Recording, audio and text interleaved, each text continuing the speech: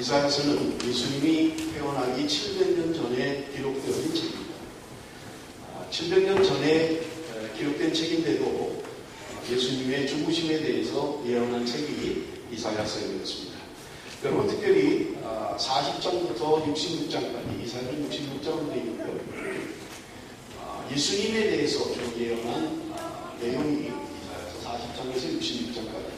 특별히 오늘 우리 예배 마치고 식사한 다음에 구역 모임을 할 텐데 이 본문입니다.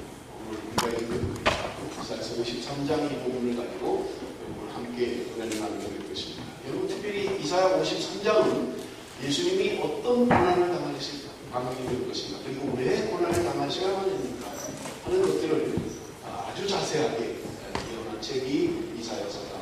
그렇게 이해를 하시면 되겠습니다. 중요한 것은 예수님이 700년 후에 태어나는 거예요. 그런데 이사야가 예언을 통해서 그가 어떻게 고난을 당하고 어떻게 죽을 것까지 그리고 어디에 묻힐 것까지 정확하게 예언하고 있는 것을 우리는 본문을 통해서 볼 수 있는 것입니다. 여러분 오늘 본문 2절을 보십시오. 2절을 우리 한번 다 같이 읽겠습니다. 다 같이 2절 읽습니다. 시작. 그는 주 앞에서 자라나기를 그런 술 같고 마른 땅에서 나온 풀이 같아서 고운 모양도 없고 문제도 없었기를 우리가 보기에 흠모할 만한 아름다운 것이 없도다. 예수님의 모습을 설명하고 있는 거예요. 그 예수님의 모습이 어떻습니까? 그는 고운 모양도 없다. 그리고 풍채도 없다. 그리고 흠모할 만한 아름다운 것이 없다. 이렇게 이야기합니다. 여러분 우리가 예수님의 사진들을 종종 보면 굉장히 아주 잘생긴 금발의 머리에 뿔은 아주 뾰족하고 흠모할 만한 그런 예수님의 사진을 종종 보게 됩니다. 그런데 성경은 예수님의 모습에 대해서 분명하게 이야기하는 것이 고운 모양이 없다. 그렇게 잘생기지 않았다는 거예요. 그리고 풍채조차도 없었다. 이렇게 이야기합니다. 그러니 여러분 한번 상상을 해보십시오. 예수님의 모습이 어떠했을 것인가. 광대뼈는 툭 붉어져 나오고요. 볼은 쏙 들어가고요. 그저 뭐 못생긴 그저 누가 봐도 주목받을 만한 그런 얼굴은 아니라는 거예요. 화가들이 그림을 그리면서 은혜를 받아서 예수님의 모습을 아주 금발에 그냥 허리까지 치렁치렁한 모습에 아름다운 모습으로 이렇게 얼짱 밖으로 그림을 그립니다만은 사실은 예수님은 그렇게 아름다운 모습이 아니라는 거예요. 사람들이 흠모할 만한 그런 모습이 전혀 아니라는 것입니다. 고운 모양도 없습니다. 그리고 등치도 그렇게 풍채도 없는 그런 모습을 오늘 본문이 이야기하고 있는 것을 볼 수 있습니다. 예수님을 표현하면서 땅에서 올라오는 연한 순 같다 이렇게 이야기합니다. 봄철에 싹이 나고 올라오잖아요. 아주 연한. 우리가 볼 때 아유 저거 어떻게 살아갈 수 있을까? 그냥 바람만 보면 넘어질 것 같은 그런 아주 연한 순의 예수님을 묘사하고 있습니다. 그런가 하면 마른 땅에서 올라오는 뿌리 같다 그렇게 이야기합니다. 여러분 비가 촉촉이 와서 지금 멜번에 비가 많이 오잖아요. 비가 촉촉이 와서 땅이 비를 머금고 그것을 빨아올려서 지혜를 빨아올려서 나무들이 그렇게 울창하고 잘 자라는 것이 아니라 비가 오지 않아서 땅이 말라버렸어요. 마른 땅에서 올라오는 나무라고 한번 상상을 해보십시오. 골프꽃이요. 그저 그냥 삐뚤빼뚤 미끄러진 그런 나무들인 것입니다. 제가 이번에 북한에 가서 그 땅들을 많이 봤어요. 농사짓는 모습들을 많이 봤어요. 그런데요, 척박해요. 뭐를 심어도 제대로 자라질 않는 거예요. 그래서 비료를 만들어서 비료를 공급하고 비료를 땅에 뿌리도록 그런 사역을 하고 있는 것입니다.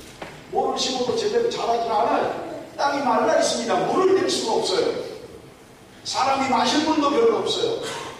그러니까 물을 제대로 공급을 못하니까 전부 다 말라 비틀어져 있는 거예요. 예수님의 모습을 표현하고 있는 것입니다. 일어난 순 같다. 마른 땅에서 올라오는 뿌리 같다. 예수님의 모습을 이렇게 설명하고 있습니다. 우리가 보기에 그렇게 흠모할 만한 아름다운 그런 모습이 아니라고 말씀하고 있는 것입니다. 3절 봅니다. 그는 멸시를 받아 사람들에게 버림받았으며 간구를 많이 겪었으며 질고를 아는 자다. 여러분 여기 보세요. 멸시를 받았다. 사람들에게 멸시를 받았다는 거예요. 영어 성경에 보니까 리젝트 당했다는 거예요. 사람들이 거절했다는 거예요. 가까이 오는 것을 거절하는 거예요. 사람들이. 저로 가 좀 보고 싶잖아. 그냥 가까이 있고 싶잖아. 좀 저로 가세요. 상관없어요. 사람들이 예수님을 멸시했다는 거예요. 가까이 계신 주님을, 이 땅에 오신 왕으로 오신 그 주님을 거절해버리고 만 간고를 많이 겪었다. 간고라고 하는 것은요, 고통, 괴로움, 슬픔, 영어 성경에 보니까 슬픔이다. 그렇게 이야기하고 있어요. 이 땅에 오셔서 고통과 괴로움과 슬픔을 당하셨다는 말. 그것뿐이 아니라 여기 오늘 본문에 보니까 질보를 하는 자다 이렇게 이야기합니다. 질보라고 하는 것은 병이에요. 질병, 근식, 병을 이야기합니다. 예수님께서 병을 알고 계시다는 거예요. 그런데 여러분 여기 성경에 보세요. 마치 사람들이 그에게서 얼굴을 가리는 것 같이 멸시를 당합니다. 예수님이 나타나면 얼굴 가려버리는, 안 보고 싶다는 거예요. 예수님의 얼굴을 보고 싶지 않다는 거예요. 사람들에게 그렇게 멸시를 받았어요. 사람들에게 그렇게 거절당했다는 말입니다. 여러분 요한복음 1장 10절 11절에는 주님이 어떤 분인가를 설명하고 있습니다. 그가 세상에 계셨으며 세상이 그로 말미암아 지은 바 되었으되 예수님으로 말미암아 이 땅이 지은 바 되었다는 말이에요. 그분이 이 땅에 계신 것입니다. 그런데 세상이 그를 알지 못하였고 자기 땅에 오매 자기 백성이 영접하지 않았다. 예수님께서 만드신 이 땅에 주인으로 오신 거예요. 그런데 이 땅에 있는 사람들이 예수님을 영접하지 않는 거예요. 주인으로 왔는데도 주인을 영접하지 않는 것입니다. 여러분 오늘 우리가 어떻습니까? 여기 오늘 본문에 3절에 말씀하는 것처럼 우리도 그를 귀히 여기지 아니하였도다. 우리도 그를 귀히 여기지 않았다는 거예요. 예수를 믿지 않는 사람들이 예수님을 멸시하고 예수님을 무시하고 예수님을 힘들게 하는 건 그럴 수 있다고 생각해요. 그런데 믿는 우리들도 예수 그리스도를 귀히 여기지 아니했다는 말입니다. 사랑하는 성도 여러분, 우리가 살아가면서 예수 그리스도를 귀하게 여기고 있습니다. 내 삶에 예수 그리스도를 정말 귀하게 여기고 있느냐는 거예요. 우리조차도 나조차도 예수님을 귀하게 여기지 않는 삶을 살아가고 있지는 않습니다. 사랑하는 성도 여러분, 주님이 나에게 정말 귀하신 분입니까? 나를 위하여 돌아가신 그 주님이 정말 내 삶의 중요한 분입니까? 그렇다면 여러분, 우리의 삶은 뭔가 좀 달라져야 되지 않겠습니까? 주님이 내 인생의 가장 귀한 분이라면, 주님이 정말 내 삶의 귀한 분이라면, 여러분 우리의 관심과 우리의 생각과 우리의 삶의 태도가 뭔가 좀 달라져야 되겠습니다. 두 번째로 예수 그리스도를 대속의 제물이신 메시아라고 오늘 본문은 이야기하고 있는 것입니다. 대속의 제물로 이 땅에 오셨다는 말입니다. 4절을 보십시오. 그는 실로 우리의 질고를 지고 우리의 슬픔을 당하였고 우리는 생각하기를 그는 징벌을 받아 하나님께 맞으며 고난을 당한다 하였노라. 5절에 계속해서 이야기합니다. 그가 찔림은 우리의 허물 때문이요 그가 상함은 우리의 죄악 때문이다. 예수님께서 십자가에 달려 돌아가신 이유는 예수님의 죄 때문이 아니에요. 죄 없으신 그분이 우리의 허물 때문에 우리의 죄악 때문에 십자가의 고통을 당하셨다고 성경은 이야기하고 있는 것입니다. 주님이 십자가에 달려 돌아가신 이유는요 나 때문입니다. 저와 여러분 때문입니다. 내 죄 때문에 주님이 십자가에 달려 돌아가신 것입니다. 그럼에도 불구하고 우리는 어떻게 생각하고 있어요? 여기 오늘 본문에 보니까 징벌을 받아 하나님께 맞으며 고난을 당한다 하였노라. 예수님이 고난당하는 거 당연하다는 거예요. 예수님의 잘못 때문에 고통당하고 있다고 생각한다는 거예요. 여러분 주님께서는 그가 찔림은 우리의 허물 때문이다. 그가 상함은 우리의 죄악 때문이라고 성경은 우리에게 분명하게 말씀하고 있는 것입니다. 오늘 본문 6절을 보십시오.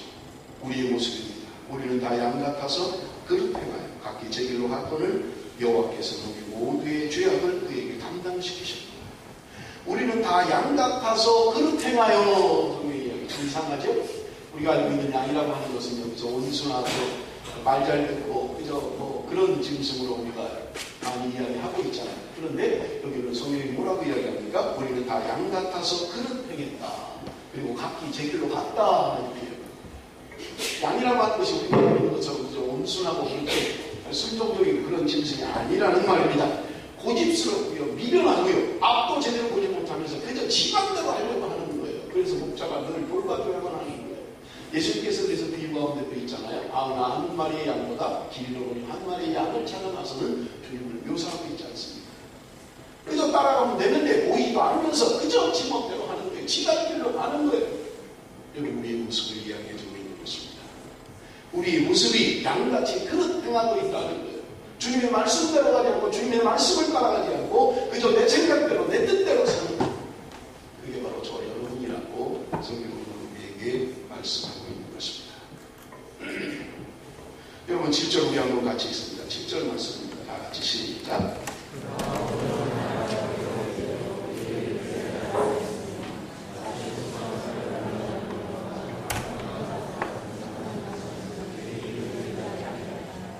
이곳에 도수장으로 끌려가는 어린 양과 털 깎는 자 앞에서 잠잠한 양같이 그 입을 열지 않겠다. 제가 좀 동영상을 보여드리면 참 좋겠는데, 제가 이번에 중국 카작 쪽, 우리가 유명한 카작 쪽 신장 방문을 해서 양 잡는 모습을 봤어요. 그리고 동영상을 전부 다 찍었어요. 처음부터 양을 어떻게 잡는지. 제가 갈 때 서울에 있는 하남 창성교회라고 교회에서 목사님하고 성도들이 한 20여 명이 선교여행을 왔어요. 그래서 그 카작 쪽 있는 데 가야 되는데 둘째 날 그 교회가 마침 거기를 간대요. 그래서 그 교회가 큰 대형 버스를 빌려서 거기 타고 이제 같이 거기를 갔습니다. 그리고 그분들이 점심을 양고기를 먹는 거예요. 그런데 양을 직접 잡아서 바로 양고기를 먹는 거예요. 그래서 양 잡는 모습을 동영상으로 찍었어요. 양이 우리에 많이 있어요. 여러 마리가 있는데 그 중에 고르는 거예요. 사람이 골라요. 여러 마리 양 가운데. 근데 이 양들이 눈치를 챘는지 이 사람 쪽으로 안 쳐가고 조금만 몰려가지고 저쪽 반대편으로 있는 거죠. 고개를 가고. 그 중에 한 마리 고르는 거예요. 요걸로 해주세요. 그걸 잡습니다. 그걸 잡고. 그런데요, 여러분 잡혀온 이 양이요, 아무 소리도 내지 않아요. 울지도 않아요. 여러분 잡는 방법이요, 두 가지 방법이 있대요. 거기 그 양을 잡는데 칼을 가지고 목을 따는데 목을 잘라버리는 거예요. 그럼 이 목에서 피가 그냥 막 나와요. 그런데 이 다리 이쪽은 아직도 생명이 있어서 다리가 막 벌리고 막 이런 거. 근데 몽골 사람들이 양을 잡는 방법은 조금 다르대요. 중국 사람들은 잡을 때 목을 따서 양을 잡는데 몽골 사람들은 양을 잡을 때 그렇게 안 잡는다는 거예요. 명치 있는 데만 한 20cm를 쬐다는 거예요. 그리고 손을 넣어가지고 심장을 잡는 거예요. 그러면 양이 그냥 뭐 정신이 거기에 죽어버리는 거예요. 그렇게 해서 양을 잡는 거예요. 그 양을 잡는 모습을 다 찍었어요. 그래서 그걸 이제 피가 막 나오고 나면 칼을 가지고 껍질을 벗겨요. 그리고 내장이고 뭐고 다 들어오면 그걸 잘라서 구워서 먹는 거예요. 맛있더라고요. 제가 중국에 가서 양고기를 여한없이 먹었어요. 여한없이. 트림만 해도 양 냄새가 나. 양고기 냄새가 얼마나 많이 나요. 주식이 그 사람들은 양고기인 거예요. 그런데요, 이 양이 그 잡혀가서 그 죽음의 순간까지도 아무 소리를 내지 않아요. 오늘 본문 이야기하는 것처럼 부수장으로 끌려가는 이제 털 깎는 자 앞에서 잠잠한 것처럼 주님께서 이걸 담으셨다는 거예요. 그 고통 가운데서도 주님이 이걸 담으셨다는 거예요. 자기의 죄 때문이 아니라 우리의 허물과 우리의 죄로 인해서 십자가에 달려 돌아가시면서 주님은 아무 말 없이 십자가에서 달려 돌아가시는 것입니다. 여러분, 이 십자가, 주님이 우리를 위하여 지셨다고 하는, 주님이 우리의 죄 때문에 죽었다고 하는 이 십자가, 여러분, 이 십자가 나의 사건이 되어야만 하는 것입니다. 이 십자가는 그저 남의 사건이 아니고 옛날에 있었던 사건이 아니라 오늘 지금 저와 여러분에게 분명하게 있어져야만 하는 사건이라는 거예요. 영국 케임브리지 대학의 C.S. 루이스라고 하는 분이 이런 말을 했습니다. 좀 문장이 있나요? 예수님이 말씀하신 것과 그의 일생을 두고 우리는 그를 위대한 도덕군자로 보아서는 안 됩니다. 우리는 양자택일을 해야 하기 때문에 그분의 말씀대로 그를 하나님의 아들로 인정하든지 아니면 거부하든지 해야 합니다. 적당한 도덕군자라는 말을 예수님에게는 통하지 않는다. 예수님은 그가 말한 대로 하나님의 아들이든지 아니면 반대로 미친 사람 중에 하나입니다. 예수님의 입에서 나온 말씀들을 그의 말씀대로 다 믿든지 아니면 전부 부정해야지 중간 노선이라는 것을 통하지 않는다. 예수님을 단지 성인, 도덕군자, 기독교의 창시자로만 생각해서는 안 된다. 우리는 양자택일을 해야 된다. 예수 그리스도가 정말 하나님의 아들인지 아니면 미치광인지 둘 중에 하나를 선택해야 된다는 거예요. 여러분, 중간 지대는 없다는 거예요.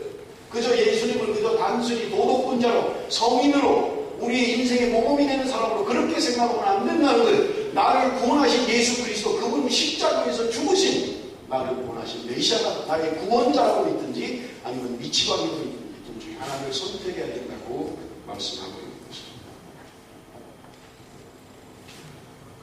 여러분 잘 아는 부에노스 아이레스 교회를 다니는 후안 까르로스 목사입니다. 이분이 편두통 때문에 너무 심하게 고통을 설교를 하려고 하면 설교 중에도 몇 번인가 기절을 하고 쓰러질 정도로 편두통이 심했다고 합니다.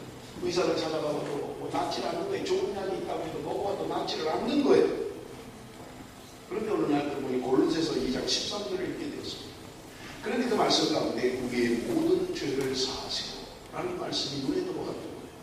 우리의 모든 죄를 사하셨다. 주님께서 우리의 모든 질문, 우리의 모든 고통을 사하셨다는 말씀을 보게 되었던 것입니다.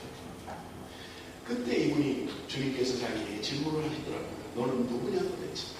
너는 도대체 누구길래 내가 너보다 너를 더 잘 아는 내가 너의 죄를 다 용서했는데도 너는 왜 너 자신을 용서하지 못하느냐? 이분이 늘 자책감을 가지고 있었던 거예요. 나는 왜 이렇게밖에 살지 못하나? 나는 왜 이런 인간밖에 되지 못하나? 늘 자책했던 거예요. 그런데 주님이 말씀하시더라고요. 내가 너보다 너를 더 잘 알고 그래도 내가 너를 용서했다.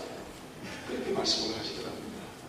그것을 받아들이고 나니까 3주 만에 편두통이 사라지고 죽을 때까지 편두통이 없어졌다는 거예요. 주님이 우리를 위해서 죽으시고 주님께서 나의 모든 죄를 사하시고 여러분 오늘 본문에 이야기하는 것은 우리의 질고를 주님께서 가져가신 거예요. 십자가에 우리의 모든 질고를 가져갔다고 말씀하고 있는 것입니다. 여러분 우리가 구원받은 것은 우리의 행위 때문에 구원받는 게 아니에요. 내가 다른 사람보다 더 잘나서도 아니고요. 내가 다른 사람보다 선행을 베풀어서도 아닙니다. 내가 다른 사람보다 더 열심히 봉사해서도 아니에요. 우리의 행위에 우리 관심이 있어서는 안 된다는 거예요. 주님의 은혜입니다. 그것이 갈라디아서가 이야기하고 있는 거잖아요. 주님만이, 주님의 은혜만이 우리를 구원했다는 말입니다. 나는 아직 죄인이었는데, 나는 아직도 선하지 못한데, 나는 주님의 뜻대로 살지 못하는데, 주님의 은혜가, 주님의 십자가가 나를 강권적으로 나를 부르고 하나님의 자녀를 만드셨다는 말입니다. 여러분 우리가 주님 앞에 나온 것은요, 우리의 자랑 때문이 아니에요. 나의 어떤 행위 때문이 아닙니다. 주님이 나를 불쌍히 여기신 거예요. 그래서 여러분 사도 바울이 평생의 고백이 뭐예요? 나는 죄인 중에 괴수다라고 고백했던 것입니다. 사랑하는 성도 여러분 누군가가 나는 다른 사람보다 좀 괜찮아, 다른 사람보다 좀 믿음이 괜찮아 라고 생각하고 있습니까? 아닙니다. 여러분 죽었다가 우리가 다시 태어난다 하더라도 여러분 나는 죄인입니다. 주님의 은혜만으로는 구원받을 수 없는 사람입니다. 주님의 은혜만이 나를 이끌어갑니다. 라는 고백이 있어야만 한다는 말이에요. 여러분 내가 하는 어떤 선행도 어떤 것도 사람의 칭찬도 어떤 것도 나를 구원할 수가 없습니다. 왜냐하면 주님의 십자가만이 우리를 구원하기 때문에 그렇습니다. 나의 행위 때문에 괴로워하는 분이 있습니까? 나는 왜 이렇게 살아야만 할까? 나는 경건하게 살고 싶은데 주님의 뜻대로 살고 싶은데 나는 왜 이렇게 살아야 하나 고민하는 분이 있습니까? 주님께서 말씀하십니다. 내가 너를 다 용서했다. 내 은혜 안에 살으라고 말씀하고 있는 것입니다. 여러분 우리의 신앙생활은 내 의지로 하는 것이 아니라 은혜로 사는 거예요. 주님의 은혜 안에 사는 것입니다. 여러분 9절 말씀 한번 보겠습니다. 9절 말씀 여러분 다 같이 읽습니다. 시작.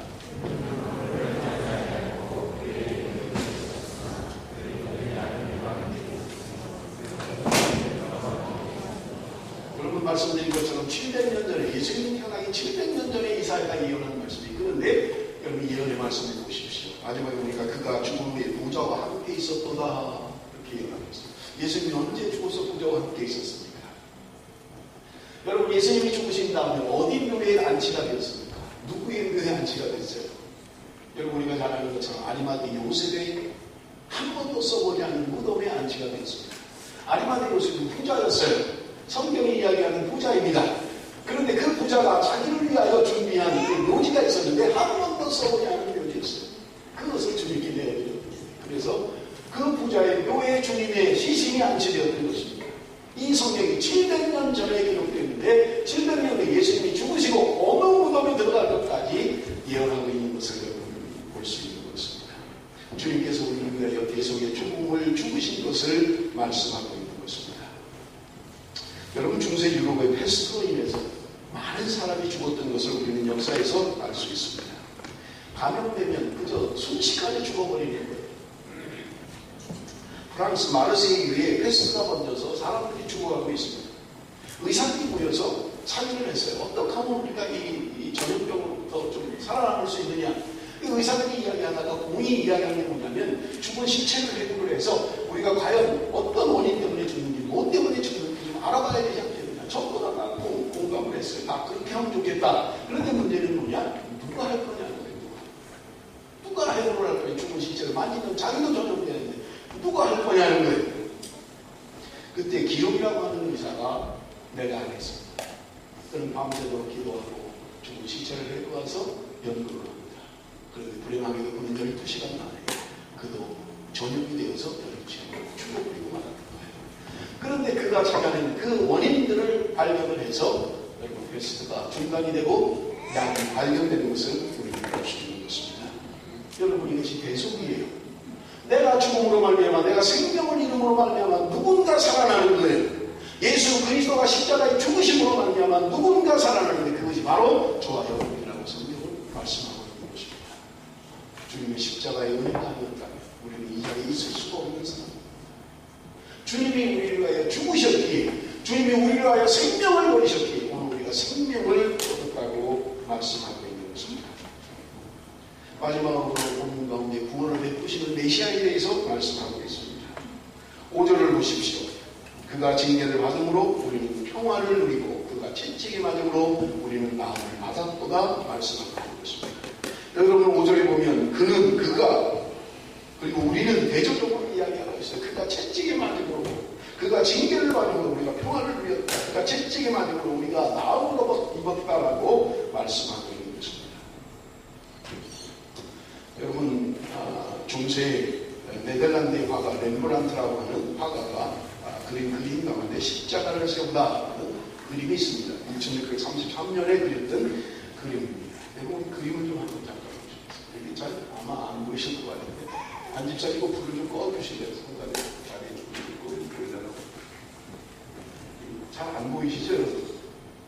보이시나요? 무슨 그림인지? 저도 잘 안 보여요. 지금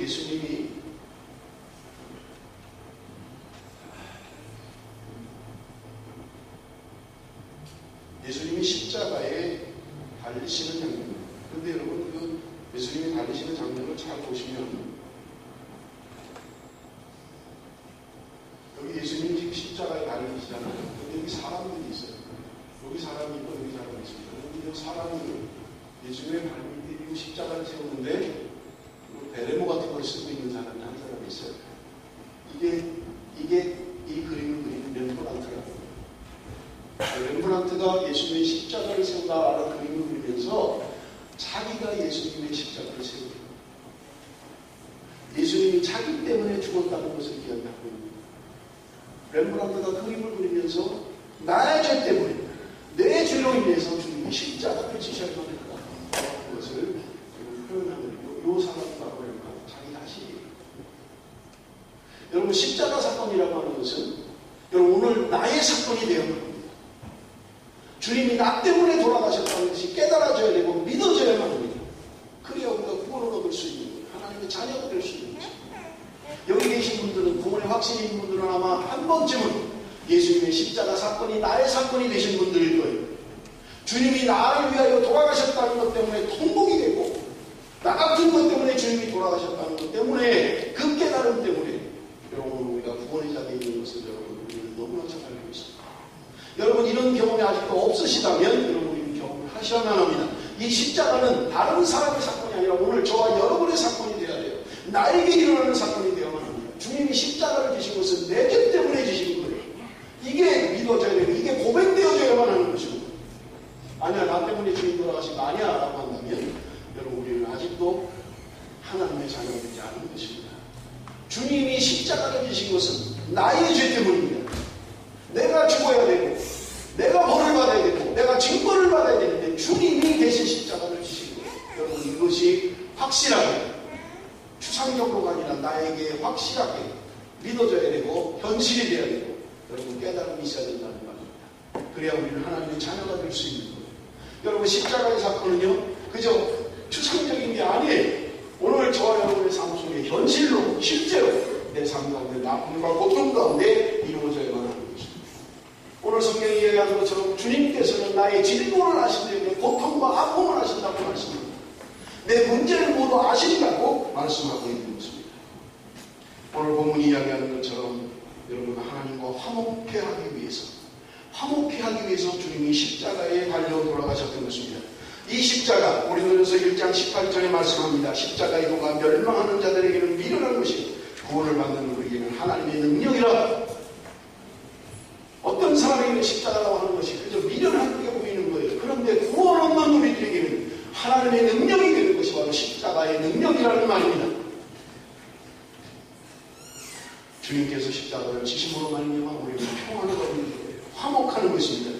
하나님과 우리가 화목하는 거예요. 우리의 죄로 말미암아 하나님과 분리가 되는데, 이 분리된 것을 하나 되게 하는 게 뭐냐? 바로 예수 그리스도의 십자가인 것입니다. 여러분, 예수님께서 상징을 수행했다고 이야기합니다. 대제사장의 직분을 가졌다는 거예요. 우리와 하나님 사이에 중보자 역할을 했다는 말입니다. 그런데 그 대제사장이라는 말의 라틴어의 뜻이 무슨 뜻이냐면 다리를 놓아주는 자다. 여러분, 찬양팀 가운데 다리를 놓는 사람들이라는 그런 찬양팀이 있잖아요. 다리를 놓는 사람. 그 대제사장이라는 라틴어 이름이 바로 다리를 놓는 사람들이래요. 우리 집 묘도라고 하는 거예요. 여러분, 지금 하나님과 사람 사이에 감 때문에 연결되지 않아요. 갈 수가 없어요. 그런데 다리를 놓는 것입니다. 십자가는 바로 다리를 놓는 거예요. 죄된 우리와 하나님 사이에 다리를 놓는 거예요. 그래서 우리가 하나님께 갈 수 있도록 다리를 놓는 것입니다. 그것이 바로 화목이라는 말입니다. 로마서 5장 10절에 말씀합니다. 또 우리가 원수 되었을 때 그의 아들의 중심으로 말미암아 하나님과 화목하게 되었습니다. 화목하게 된 자로서는 더욱 그의 살아나심으로 말미암아 구원을 받을 것입니다. 우리가 원수 되었을 때 그 아들의 중심으로 말미암아 하나님과 우리가 화목하게 되었다는 말이에요. 하나님 앞에 갈 수 없는 죄인들임에도 불구하고 예수 그리스도로 말미암아 주님의 십자가로 말미암아 우리가 하나님께 가게 되었다고 성경은 우리에게 분명하게 말씀하고 있는 것입니다. 에베소서 2장 16절입니다. 또 십자가로 이 둘을 한 몸으로 하나님과 화목하게 하려 하십니다. 원수된 것을 십자가로 소멸하시고, 죄된 우리들을 하나님께서 모든 죄를 소멸해버리신다는 게 십자가로 말미암아 둘을 하나 되게 한다고 성경은 우리에게 분명하게 말씀하고 있는 것입니다. 마지막 5절 하반절입니다. 그가 채찍에 맞음으로 우리는 나음을 받았도다. 여러분, 육체의 질병을 가지고 계신 분이 있습니까? 이 말씀을 붙드십시오. 주님이 채찍에 맞음으로 말미암아 우리는 나음을 받았습니다. 이미 나음 받았다는 거예요. 여러분, 기도할 때마다, 환자를 위해서 기도할 때마다 이 말씀을 위해서 기도하십시오. 주님의 채찍에 맞음으로 우리는 나음을 받았다고 선포하고 있습니다. 이미 과거에 치료받았다는 거예요. 주님이 십자가의 지심으로 말미암아, 주님이 채찍에 맞으심으로 말미암아 우리는 이미 나음 받았다고 성경은 우리에게 말씀하고 있는 것입니다. 십자가는 치유의 능력이 있습니다.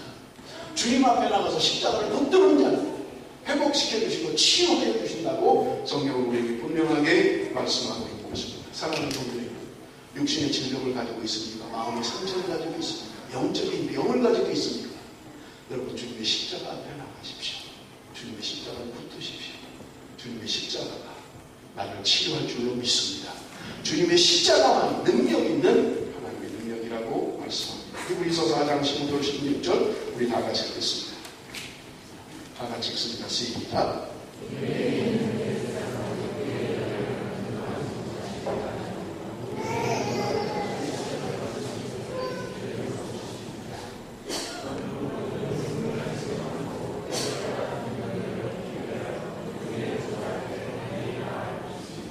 여러분, 개혁성경에 보면 우리의 연약함을 체휼하지 못하시리가 아니라 이렇게 되는데, 체휼이라는 말은 동정하신다는 말이에요. 불쌍히 여긴다는 말이에요. 우리의 연약함을 동정하지 못하시리가 아니라는 거예요. 주님은 우리의 연약함을 아시고 우리의 연약함을 치유하신다는 거예요. 주님께서 우리의 연약함을 알고 계시다는 거예요. 사랑하는 성도 여러분, 주님께서 우리의 연약함을 알고 계십니다. 뭔가 주님의 뜻대로 살려고 해도 잘못하는 건 주님이 알고 계시다는 거예요. 내 육체의 연약함 주님이 알고 계시다는 말입니다. 육체의 질병 주님이 알고 계시다는 말입니다. 내 마음의 고통과 아픔을 주님이 알고 계시다는 말입니다. 여러분, 그 고통은 지금 나 혼자만 겪는 것이 아니라 주님이 이미 알고 계시다고 말씀합니다. 그리고 치유하시겠답니다. 주님께서 나를 치유해 주시겠다는 게, 주님이 나를 치유하신다는 거예요. 사랑하는 성도들, 그러므로 우리는 십자가 앞에 나가야만 합니다. 내 문제를 가지고 십자가 앞에 나갈 때 주님께서 나를 치유하시는 것입니다. 우리의 긍휼하심을 받고 때를 따라 돕는 은혜를 얻기 위하여 은혜의 보좌 앞에 담대히 나가야 된다. 은혜의 보좌 앞에, 십자가 앞에 나가야 됩니다. 여러분, 남이 알지 못하는 고통이 있습니까? 아픔이 계십니까? 때로 멸시를 당하고 있습니까? 여러분, 주님 앞에 나가십시오. 주님의 십자가가 나를 위로할 것입니다. 주님의 십자가가 나를 치유할 것입니다. 그럴 때 우리는 온전한 치유를 경험하게 될 것입니다. 말씀을 맺겠습니다. 사랑하는 성도, 십자가는 그저 귀에다 걸고 다니고 목에다 걸고 다니는 장식품이 아닙니다. 여러분, 십자가는 오늘 우리의 삶, 내 삶에, 내 아픔과 고통 가운데, 내 질병 가운데 주님께서 치유하신다고 말씀합니다. 십자가는 능력이라고 말씀하고 있는 것입니다. 하나님과 화목해 되는 것, 그리고 우리 안에 치유가 일어나는 것은 바로 주님의 십자가인 것입니다. 사랑하는 성도 여러분, 그 십자가가 그저 장식품이 되지 않도록 날마다 우리 삶 가운데 주님의 십자가 때문에 내가 주님의 은혜 앞에 더 가까이 가는 저와 여러분이 되시길 주님의 이름으로 축원합니다.